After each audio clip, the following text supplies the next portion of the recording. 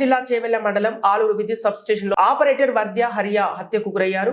ఇక డబ్బుల కోసం దుండగులు హత్య చేశారు. అతడి వద్ద ఉన్న sub station phone, personal phone తీసుకెళ్లారు. హరియాది శంకర్పల్లి మండలం మోకిల గ్రామం 2 సంవత్సరాలుగా ఆలూరు ఆపరేటర్ గా విధులు నిర్వహిస్తున్నాడు. ఇక పూర్తి వివరాలు తెలియాల్సి ఉంది. పోలీసులు కేసు నమోదు చేసి దర్యాప్తు చేస్తున్నారు.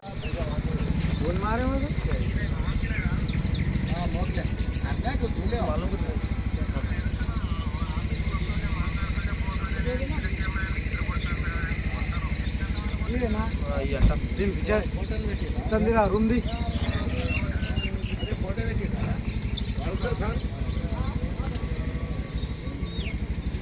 ఎట్లా ఎవరు వచ్చి